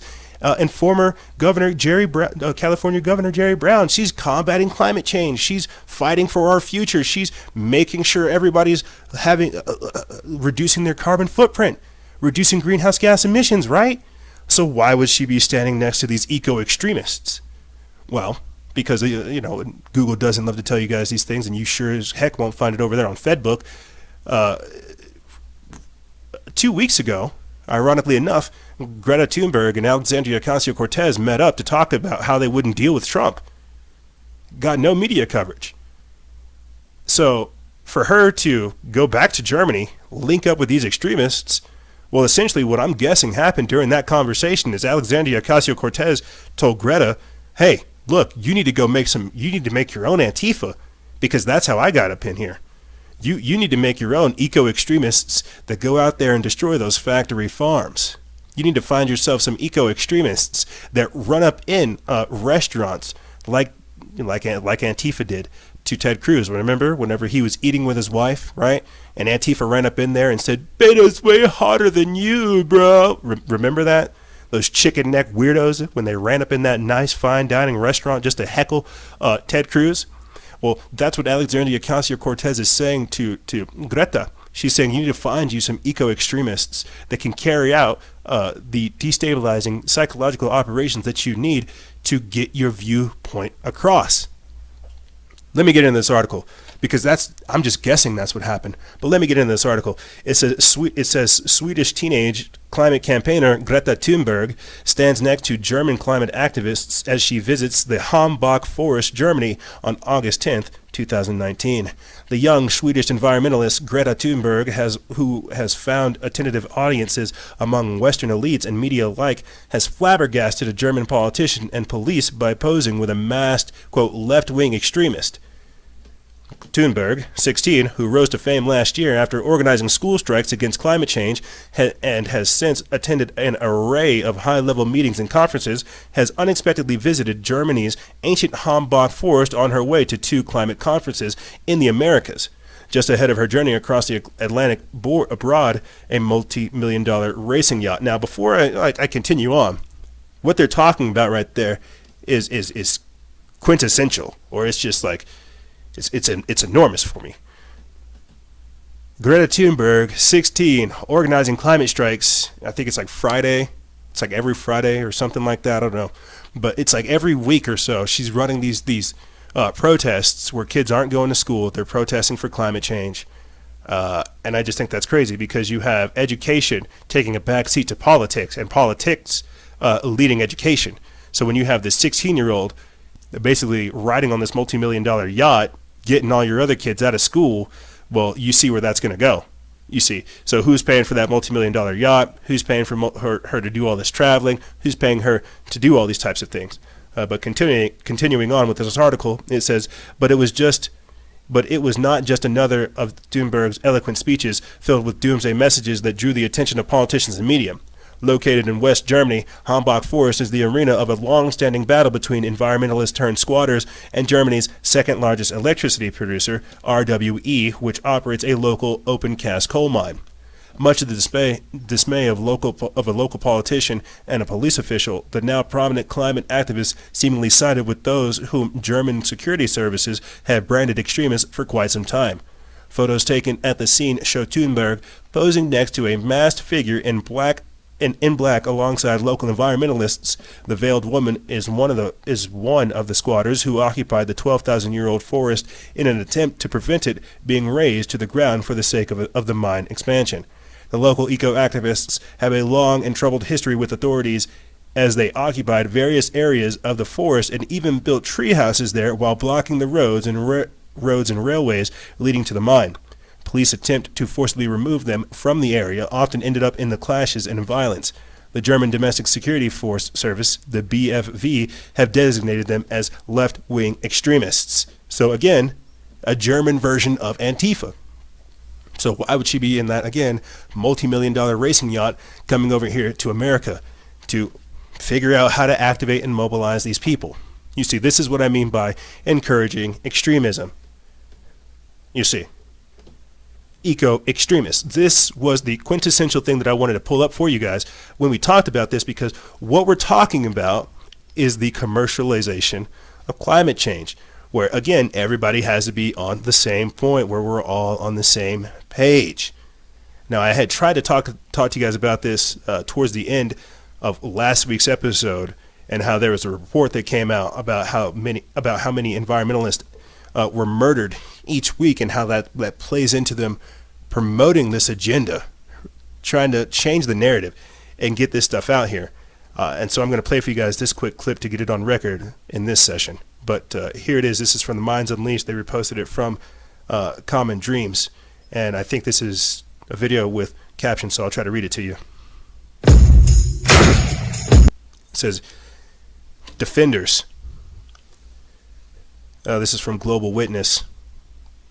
People everywhere are standing up, risking their lives and freedom to defend their land and our environment. But governments and companies are labeling them criminals simply for protecting our planet. And so we stand with the defenders. And I'm going to read this. This is from, as I said before, Common Dreams. They reposted it over there at the Minds Unleashed. They put this up July 30th. This is a disturbing report, reveals how many environmental activists are murdered each week. It says the fight to protect land, homes, livelihoods, and wildlife from destructive pollution-causing industries turned deadly for more than 160 environmental defenders in 2018. An international human rights group, Global Witness, revealed Monday night in a new report. Organizers campaigning against the destruction of the environment face governments, contract killers, and private security firms trying to stop them, sometimes working together. In total, 164 people were murdered last year while fighting such forces as mining, logging, and agribusiness industries from taking over swaths of ancestral lands, communities, and natural habitats. The number recorded by Global Witness in its report, quote, enemies of the state, means an average of about 3 eco-defenders were killed per week, but the group notes that because so many of these deaths go unreported, its study represents a, quote, sizable underestimate. Quote, these are ordinary people trying to protect their homes and livelihoods and standing up for the health of our planet. Global Witness reported, often their land is violently grabbed to produce goods used and consumed across the world every day, from food to mobile phones to jewelry. The Philippines was the deadliest country for eco-defenders in 2018, with 30 people killed for protecting the land and the environment. 9 victims were killed on the country's lands of Negros, where gunmen shot the sugarcane farmers as they occupied a plot of land which was covered by President Rodrigo Duterte's land reform program, but had not been distributed to the poor farmers. The National Federation of Sugar Workers said that at the time, the government has not created an effective land distribution program, and instead, quote, red baits those who assert their rights to the land, linking the farmers to the communists' guerrillas. The criminalization of eco-defenders is a common tactic used by state forces and corporations to discredit organizers, defend aggressive actions against environmental campaigns, and deter others from joining the fight against extractive and damaging industries, Global Witness reported. And so basically what they're talking about is how governments, corporations, Monsanto, Bayer. I mean, there was a report that came out about how Monsanto had their own like Black Ops Strike Force team. They literally go out and go find and kill holistic doctors. So environmentalist defenders are not that far off. And this is why we reported on things like the Dakota Access Pipeline, because these people look for reasons to try to discredit movements and to take them over. And so again, why is Greta Thunberg getting so much attention? You see, it was just last week I talked to you guys about a few things, about how Harvard scientists are suggesting not eating meat to live longer. How a BBC radio host is saying sacrifice fat people for climate change and overpopulation. How a UN report is trying to push vegetarianism by guess. Is it 21, 2030, or 2050? By 2050 to save the planet. So when they're killing these people and they're promoting people like Greta Thunberg, they are again trying to promote an ideology. I remember, because I had to revisit some of the notes surrounding weaponizing consciousness expansion. Timothy Leary had to appear before Congress to basically get them. It was a whole thing with the CIA. They had to discredit everything Timothy Leary was saying so that it looked like his movement was being suppressed. It's the psychedelic psyop. You see, it's the same thing being in play here. They have to suppress and kill all these people so that they can take it over and create individuals like Alexandria Ocasio-Cortez, to create people like Greta Thunberg. Just yesterday, before we shut down for the day, there's an article coming out from Technocracy News showing how Seattle is coming up with their own version of the Green New Deal. So you have New York coming up with their own Green New Deal, Seattle coming up with their own Green New Deal, Los Angeles coming up with their own Green New Deal. This is how it works. You see, now let's not bring awareness to climate change or geoengineering or weather modification. No, let's just condemn human behavior and gradually begin to work in the background to shape public opinion. Let's create a icon, a puppet, a person that people can project their hopes and their dreams onto, and then craft them so that they can say everything that they need. You see, this is what I mean by encouraging extremism. So while we're having all this go on, yes, these are very real things. People do need to get back to the earth.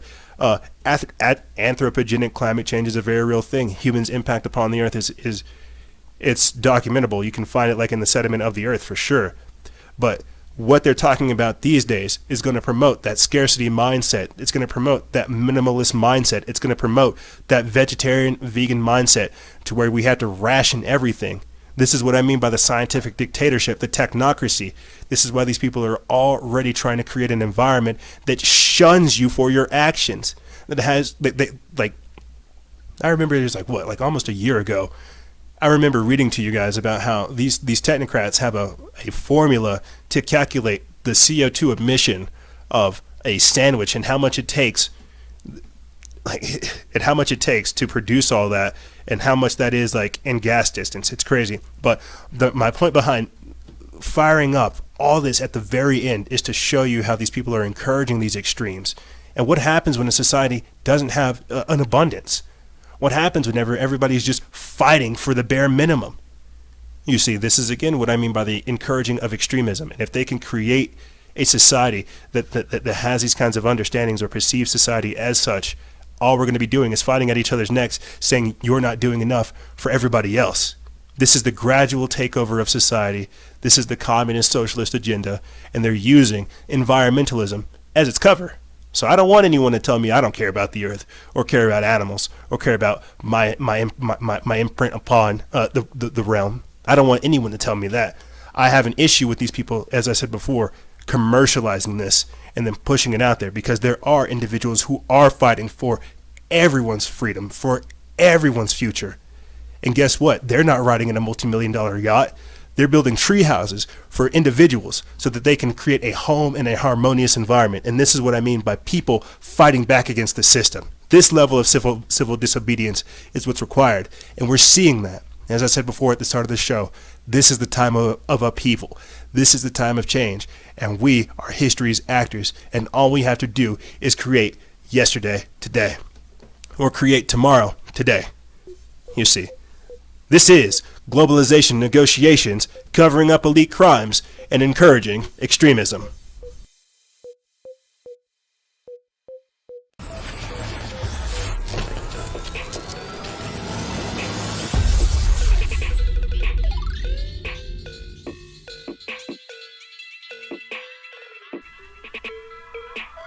For the sake of legal purposes, I want to say that I'm not encouraging extremism.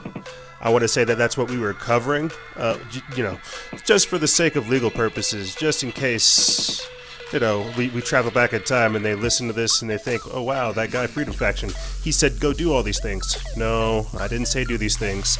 I said we are history's actors, and what you see unfolding is because we took the actions we did yesterday. You see, don't pray for forgiveness, or don't ask for forgiveness, or don't ask for permission, just pray for forgiveness. That's all I really have to say. But I always have a lot more to say than that. We all know that. Nah.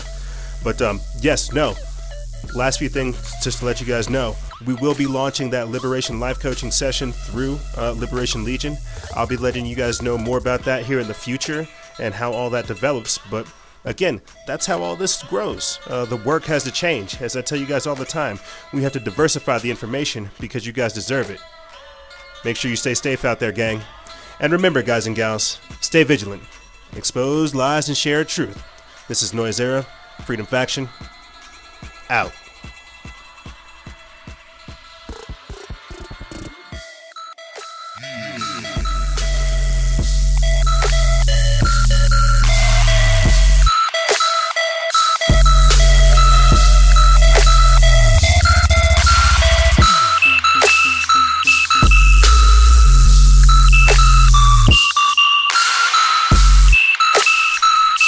Guys know real quick.